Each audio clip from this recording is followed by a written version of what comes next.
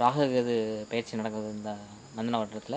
இப்போ தனுசு ராசி பற்றி என்ன சொல்ல போகிறீங்க, அவங்களுக்கு என்ன நட்பலன்கள் கிடைக்கும் அப்படிங்கிறத கொஞ்சம் சொன்னீங்கன்னா விளக்கமாக புரியும்.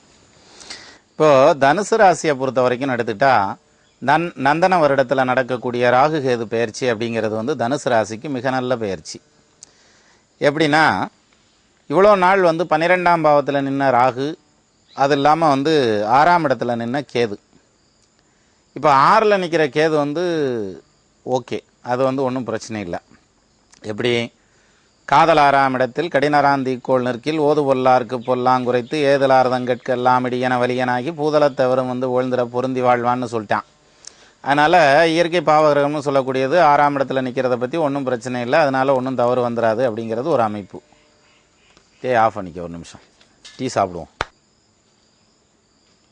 தனுசு நந்தன கட் பண்ணுங்க. நடப்பு நந்தன வருடத்தில் தனுசு ராசிக்கு நட்பலங்கள் என்னங்கிறது சொன்னீங்கன்னா கொஞ்சம் விரிவாக இருக்கும். தனுசு ராசியை பொறுத்த வரைக்கும் ராகுகேது பயிற்சி அப்படிங்கிறது வந்து மிக நல்ல பயிற்சின்னு சொல்லலாம். எந்த விதத்தில்னா, இவ்வளோ நாள் வந்து 6ஆம் பாவத்தில் நின்ன கேது பகவான் வந்து நல்ல யோகத்தை செய்வார். இயற்கை பாவரான கேது பகவான் வந்து, ஏன்னா மோஸ்ட் பவர்ஃபுல் பிளானட் இந்த சோடியாக் சிஸ்டம்னு எடுத்துகிட்டா அது ராகுவையும் கேதுவையும் சொல்லலாம். செய்யும் முந்தி தனக்கதிகன் செவ்வாய் விருது, செவ்வாயில் வெய்ய சனியும் வரிவதனை விடவே அரசன் மிக வலியன், துய்ய வரசந்தனில் வெள்ளி வலியன் அவனில் சோமன் மிகும், ஐய சசிக்கு கதிர்வலிது, பானுவிர் பாம்பே வலிதுன்னு சொல்லக்கூடிய வலுவான ஒரு கிரக அமைப்பை உருவாக்குறதுங்கிறது வந்து இந்த ராகுகேது பயிற்சியில் வந்து 6ல் நிற்கக்கூடிய கேது. ஏன்னா கேதை போல கெடுப்பான்னு இல்லைன்னா, அப்பேற்பட்டால் போய் மறைஞ்சு நிற்கிறதுல தவறு இல்லை, மறைஞ்சு தான் நின்னார் இப்படினால. அப்போ கேது சஞ்சாரம் ஓகே. ஆனால் ராகு சஞ்சாரம் 12ஆம் பாவத்தில் போய் நினைச்சதுனால அதிகபட்ச அலைச்சல், தூக்கமில்லாத ஒரு நிலை, வருமானம் வருதோ இல்லையோ செலவு ரெடியாக இருக்கும். ஆகாறு அளவிட்டு இதாயினும் கேடில்லை, போகாறு அகலா கடைனா வள்ளுவர். இங்கே போகாரும் புடுங்கிட்டு நிற்கும்ன்ற மாதிரியான ஒரு அமைப்பு தான் இருந்தது இவ்வளோ நாளாக. இனி வரக்கூடிய இந்த ராகுகேது பயிற்சிக்கு அப்புறம் வரக்கூடிய காலம்னு எடுத்துகிட்டா ரொம்ப பிரமாதமான ஒரு மாற்றம். என்ன காரணம்னா, 11ல் ராகு போய் உட்காந்துடுறார். ஏற்கனவே 11ல் சனி உட்காந்துருக்கார். அந்த 11ல் ராகுவும் போய் உட்கார்றார். இப்போ ஒன்றுக்கு மேற்பட்ட கிரகங்கள் வந்து 11ஆம் பாவத்தில் உட்காந்துருக்கிறது யோகம். எந்த விதத்தில்? ஒன்றுக்கு மேற்பட்ட கிரகங்கள் லாபஸ்தானத்தில் நின்றுச்சுன்னா, தத்தமது ஓரைக்கும் லக்னம் தனக்கும் தனாதிபதி மறையாமலும் சுத்தமுடு 6-8 விரையாதி சூடாமல் நேராமலும் ஒத்த 11ஆதி தருமாதி கூடுகனும் உதய குருவாய் மேவினும் வைத்த 11 வெகுவேறு குலாவினும் மகராச தனயோகனேன்னு சொல்லக்கூடிய வலுவானதொரு தனபிராப்தம் உண்டுன்னு சொல்லணும்னா அது வந்து 11ல் நிற்கக்கூடிய கிரகங்கள்னால தான். அப்பேற்பட்ட 11ஆவது வீடுன்னு சொல்லக்கூடிய லாபஸ்தானத்தில் ஃபஸ்ட்டு பாயிண்ட்டு சனி உட்காந்துருக்கார், 2வது ராகு உட்காந்துருக்கார். இப்போ இந்த ராகுவும் சனியும் 11ல் நிற்கிறது மிகுந்த யோகம். 3, 6, 11ல் ராகு எது உட்காரலாம், நல்லதுன்னு சொல்லுவாங்க. அந்த வகையில் இப்போ ராகு வந்து 11ல் உட்காந்துட்டார். இப்போ இந்த ராகு பயிற்சி பிரமாதமான பயிற்சி. இந்த கேது பயிற்சி என்ன ஒன்று, இதுக்கு நேர் எதிராகத்தே நிற்கும். எப்பயுமே 180 டிகிரி வித்தியாசமாக தானே போகுது. அந்த வகையில் தனுசு லக்னத்துக்கு அல்லது ராசிக்கு பஞ்சமஸ்தானம்னு சொல்லக்கூடிய 5வது வீட்டில் வந்து இப்போ மேஷத்தில் காலபுருஷ தத்துவத்தில் முதல் ராசியான மேஷத்தில் வந்து கேது உட்காந்துடுறார். அப்போ என்ன நடக்கும்? பூர்வ புண்ணியஸ்தானம்னு சொல்லக்கூடிய 5வது வீட்டில் கேது நிற்கிறதுங்கிறதுனால இந்த கோவில் குளம்னு நிறையா போக வேண்டியது, நீண்ட காலமாக பெண்டிங் வச்சுருந்த வேண்டுதல்கள் எல்லாம் நிறைவேற்றுறதுக்கான டைம், புண்ணிய தீர்த்தமாதல், புகழ் சிறு கோயிலாதல், நன்னிய குளங்களாதல், கங்கா ஸ்நானமெல்லாம் சித்திக்கும் அப்படிங்கிற மாதிரியான ஒரு அமைப்பு இந்த 5ல் நிற்கக்கூடிய கேது. ஆனால் பஞ்சமத்தில் கேது நின்னா என்ன பண்ணுவார்னா, பூர்வீகம் சம்மந்தப்பட்ட வகையில், அதாவது தாத்தேன் பாட்டேன் பூட்டேன் சம்பாதிச்ச சொத்து பத்துக்கள் இருந்தால் அதுக்காக மல்லு கட்டிட்டு கிடப்பாங்க. அல்லது வந்து 5ஆம் இடத்துல கேது வந்து நின்றுச்சுன்னா தாயாதி வர்க்கம்னு சொல்லக்கூடிய மாமன் வர்க்கத்தாரோட கருத்து வேறுபாடுகள் வர்றதுக்கு ஒரு வாய்ப்பு உண்டு. இப்போ சண்டைங்கிறது எப்படி வரும்? குறைஞ்ச 2 பேர் வேணும் சண்டை போடுறதுக்கு. ஒரு ஆள் தானாக தனியாக சண்டை போட முடியுமா? முடியாது.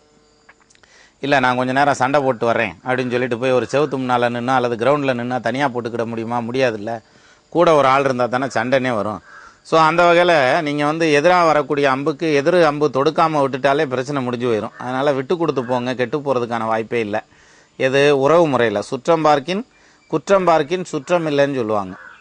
ஸோ அந்த வகையில் இந்த தனுசு ராசிக்காரங்களுக்கு 5ல் நிற்கிற கேது இது மாதிரியான, அதாவது உறவு நிலைகள் சம்மந்தப்பட்ட வகையில் உறவு சிக்கல்களை உருவாக்குவார். மற்றபடி வேறு ஒன்றும் அதிகபட்ச பாதிப்புகளை கொடுக்கறதுக்கு அமைப்பில். அதே மாதிரி நிறைய ஆன்மீக சம்மந்தப்பட்ட விஷயங்களில் ஈடுபாடு அதிகப்படுத்துவார். இது மட்டும் இல்லாமல் இந்த 5ல் நிற்கிற கேதுவை விட 11ல் நிற்கிற ராகு மிக பிரமாதமான பலனை கொடுக்க போகிறார். அப்போ ராகுவுக்கு நல்ல பலன் உண்டு. இந்த ராகு கேது பயிற்சியில் ராகு பயிற்சி உங்களுக்கு மிகச்சிறப்பாகவும் கேது பயிற்சி சமமான பலன்களையும் கொடுக்கும் அப்படிங்கிறது தான் இந்த தனுசு ராசியை பொறுத்த வரைக்கும் சொல்ல வேண்டிய ராகு கேது பயிற்சி பலன்கள். அது மாணவ மாணவிகள் பற்றி சொன்னீங்க, அது குழந்தைகள் பற்றி சொன்னீங்க. எங்களை மாதிரி இளைஞருக்கு அது காதல் திருமணம் நடக்குமா நடக்காதா, பேரண்ட்ஸ் பார்த்தா அந்த மாதிரி பெண்கள் பார்த்து திருமணம் நடக்குமா, அதை பற்றி கொஞ்சம் சொன்னீங்கன்னா. ஏன்னா எங்களுக்கு ஒரு இளைஞருக்கு ஒரு ஏக்கமாக இருக்குது, காதல் திருமணம் எங்களுக்கு காதல் திருமணம் பண்ணிகிட்டு இருக்கிறோம். சரி, இப்போ வந்து மாணவ மாணவியை பற்றி சொன்னீங்க. எங்களை மாதிரி இளைஞர்களுக்கு என்ன சொல்ல போகிறீங்க, அது காதல் திருமணம் நடக்குமா நடக்காதா அப்படிங்கிறத கொஞ்சம் சொன்னீங்கன்னா கொஞ்சம் நல்லாயிருக்கும். எங்களுக்கு ஒரு ரொம்ப உற்சாகமாக இருக்கும். அருமையான கேள்வி.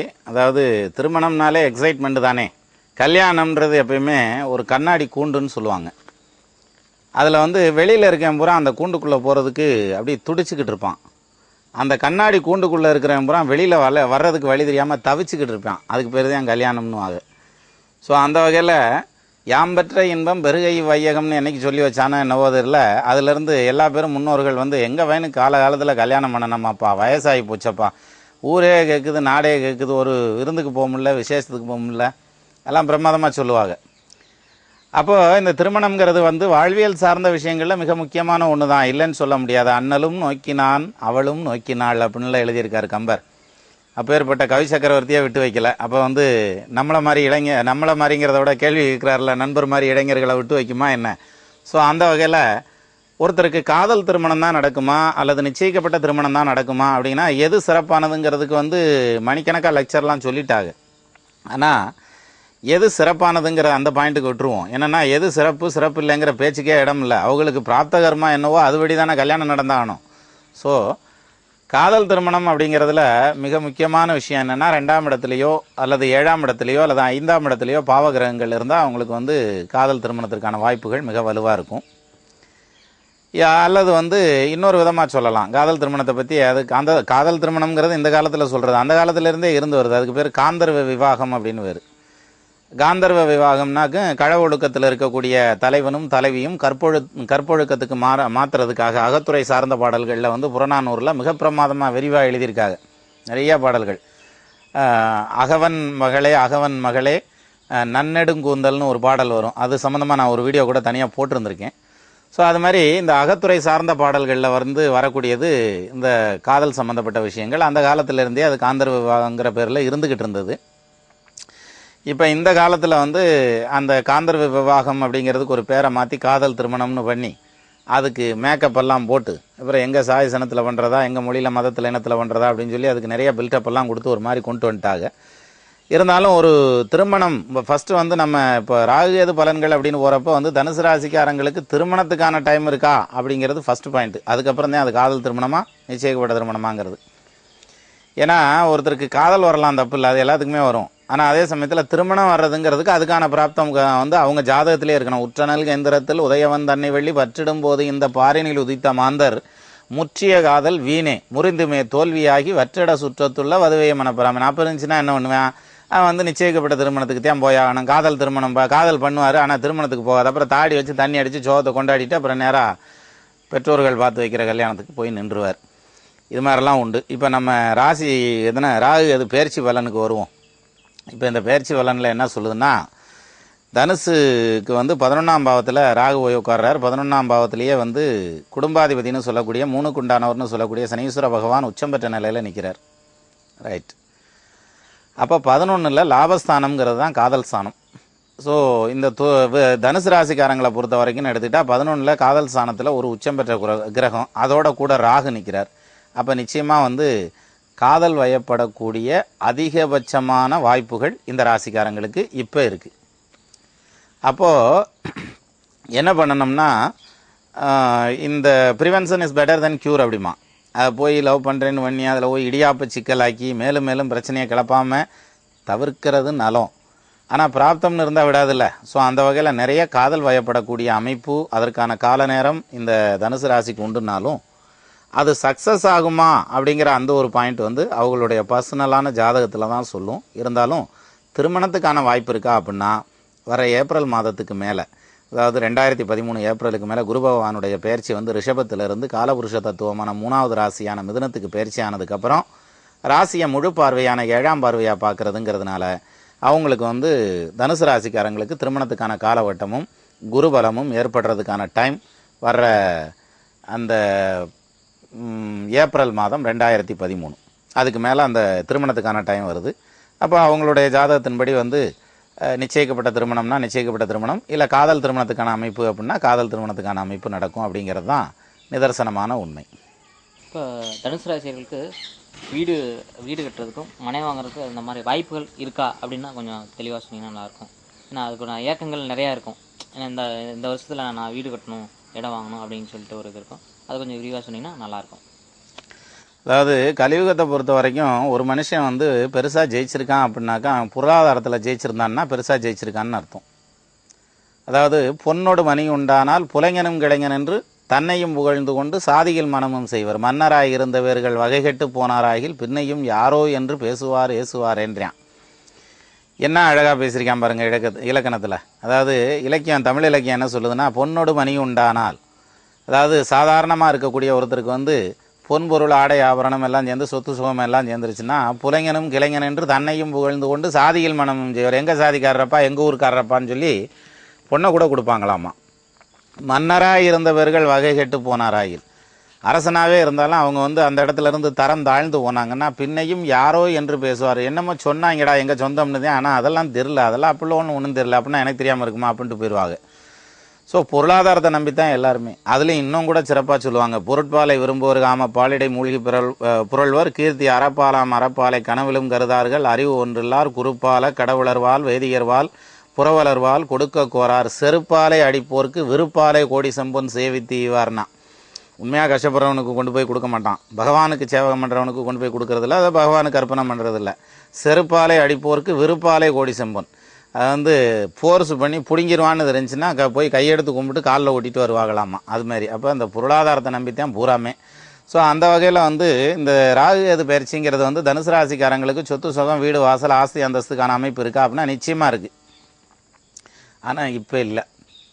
எப்போ இருக்குது? ஏப்ரல் மாதம் குரு பயிற்சிக்கு அப்புறம் வரக்கூடிய பீரியடில் 4க்கு உண்டானவர் 7ஆம் பாவத்தில் போய் நிற்கிறார். ஏற்கனவே லாபஸ்தானத்தில் ராகும் சனி நிற்கிறாரு. இப்போ உங்கள் கையில் காசுலாம் இருக்கணுன்றதில்ல, கடன் கேட்டாலே ஊரே ரெடியாக இருக்குங்க உங்களை கடனாளி ஆக்கிறதுக்கு. அதனால் ஒன்றும் பிரச்சனை இல்லை. ஸோ உங்களுக்கு குரு பயிற்சிக்கு அப்புறம் நிச்சயமாக வந்து இந்த சொத்து சுகம் வீடு மனை வண்டி வாகனம் அதற்கான அமைப்புகள் விரிவாகவே உண்டு இந்த ராகு கேது பயிற்சியை பொறுத்த வரைக்கும். இப்போ பார்த்தீங்கன்னா கல்வி தொழில் இந்த தனுசு ராசிகளுக்கு என்ன எந்த மாதிரி இருக்கும் அப்படின்னு சொன்னீங்கன்னா நல்லாயிருக்கும். கல்வியை பொறுத்த வரைக்கும் அப்படின்னு எடுத்துக்கிட்டால் உயர்கல்வியை கொடுக்கக்கூடிய ஸ்தானமான 5வது பாவத்தில் கேது உட்கார்றதோடு மட்டும் இல்லாமல் 4ஆம் இடத்ததிபதியான வித்தை ஸ்தானாதிபதி குரு பகவான் 6ல் மறைஞ்சு போயிட்டார். வித்தையான் வித்தைதன்னில் விளங்கிய சுவரோடேற புத்தியால் சுவனை வார்க்க புதனுமே பலவானாக வித்துவானாகி மிக்காய் மிகுந்தவன் சதுரனாகி உத்தரவாதியாகி உலகினிலிருந்து வாழ்வான் அப்படிங்கிறது கவி. அப்போ அந்த வித்தையை கொடுக்கக்கூடிய ஸ்தானம் அப்படின்னு எடுத்துக்கிட்டால் 4க்கு உண்டானவர் 6ல் மறைஞ்சு போய் நிற்கிறார் குரு பகவான். அதனால் இப்போ படிப்பு சுமாராக தான் இருக்கும். ஆனால் அடுத்த செட்டப்பில் வந்து படிப்பு வந்து பிரமாதமாக வரும். இது குரு பயிற்சிக்கு அப்புறம் வரக்கூடிய டைம் வந்து படிப்பு பிரமாதமாக வரும் அப்படிங்கிற மாதிரியான அமைப்பு இதில் சொல்லணுங்கிறது விதி. அப்போது கல்வியை வந்து உயர்கல்வி அப்படின்னு எடுத்துக்கிட்டோம்னா இந்த வருடத்தில் தடை ஏற்படுத்துறதுக்கு வாய்ப்பு உண்டு. ஏன்னா மார்ச்லேயே பூரா போஸ்ட் கிராஜுவேஷன் அட்மிஷன் வந்துடும். ஆனால் இங்கே நமக்கு வந்து இது வரைக்கும் இருக்கே, அதாவது ஏப்ரல் வரைக்கும் இருக்கே, மே மாதத்துலேருந்து மேலே வரக்கூடிய பீரியடில் இந்த தனுசு ராசிக்காரர்களுக்கு கல்விக்கான அமைப்புங்கிறது மிகச்சிறப்பாக இருக்கும்னு சொன்னால் அது சற்றும் மிகையல்ல. இப்போ பார்த்தீங்கன்னா அரசு பணியில் இருக்கிறவங்களுக்கு பதவி உயர்வு கிடைக்குமா? அதுக்குள்ள சாத்தியக்குறி என்னங்கிறது சொன்னீங்கன்னா நல்லாயிருக்கும். அரசு பணியை பொறுத்த வரைக்கும் எடுத்துட்டா அது ஒரு சிலர் இருப்பாங்க, எனக்கு கவர்மெண்ட் வேலை கிடைச்சாலே ஆகணும் அப்படின்னு சொல்லிட்டு அப்புறம்தான் கல்யாணம் பண்ணுவேன், அப்புறம்தான் நான் வந்து ஊருக்கு வருவேன் அப்படின்லாம் நிறைய பேர் இருப்பாங்க. அரசுத்துறை வேலை அப்படிங்கிறது வந்து அதுக்கான கிரகச்சரிக்கை அவங்களுடைய ஜாதகத்தில் இருக்கணும். சுக்கிரன் 10ல் வாழ சூரியன் சுகுத்து நிற்க தக்கதோர் மந்தன் நோக்க தரணிகள் உதித்தோரெல்லாம் மிக்கவுகளுடையார் என்னும் மேநிலை அடையா போதும் சிக்கலின் அரசு தம்கீழ் செய்தொழில் உரிவராமன்னா. அரசாங்கத்தில் வேலை பார்க்கணுன்ற மாதிரியான அமைப்பு வந்து அந்த பிராப்தகரமாக இருக்கணும் அவங்க ஜாதகத்தில். உத்தமர் குருவும் செவ்வாய் உயிர்குண வெள்ளியானோர் தக்கனர் கேந்திரத்தில் தனித்துமே இருப்பராகில் மிக்கதோர் புகழினோடே மேநிலை பதவி பெற்று சிக்கலை இன்றி வாழ்வில் சிறப்புறாம் அரசு நாளேனா அந்த மாதிரி இருந்தாலும் அரசாங்க வேலைக்கான அமைப்பு உண்டுன்னு சொல்லலாம். இந்த அமைப்பெல்லாம் அவங்க ஜாதகத்தில் இருந்தால் அவங்க அரசாங்க வேலை பார்த்துக்கிட்டு இருப்பாங்க. ஒன்று. இன்னொரு விஷயம் வந்து இந்த அரசு துறை வேலையில் இருக்கவங்களுக்கு இந்த ராகு கேது பயிற்சி எப்படி இருக்கும் அப்படின்னா 11ஆம் பாவத்தில் போய் உட்காந்துருக்காரு. தொழில்காரகன்னு சொல்லக்கூடிய சனீஸ்வரனும் 11ல் உட்காந்துருக்காரு. அதனால் இடமாற்றம் கிடைக்கும், உத்தியோக உயர்வு தள்ளி போகும். உத்தியோக உயர்வு உடனடியாக கிடைக்கிறதுக்கு வாய்ப்பு இல்லை, ஆனால் இடமாற்றம் கிடைக்கிறதுக்கு வாய்ப்பு இருக்குது. என்ன காரணம்? உத்தியோக உயர்வை கொடுக்கக்கூடிய 5வது வீட்டில் தான் கேது போய் உட்காந்துடுறாருல்ல.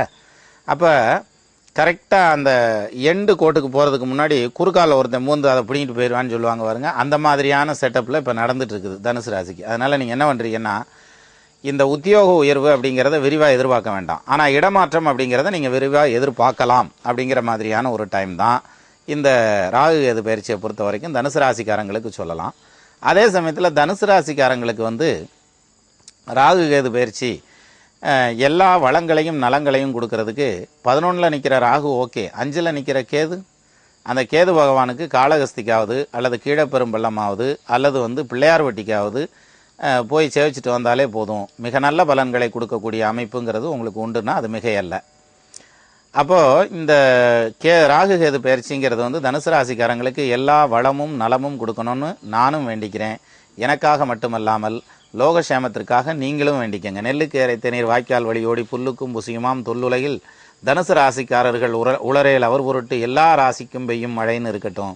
அப்போது உங்கள் குடும்பம் வந்து ஆள்வோல் தழைதழைத்து அருகது போல் வேறு ஒன்றி மூங்கில் போல் கிளை கிளைத்து முதியாமல் வாழ்ந்திருக்க வாழ்க என வாழ்த்தி அமைகிறேன். வணக்கம்.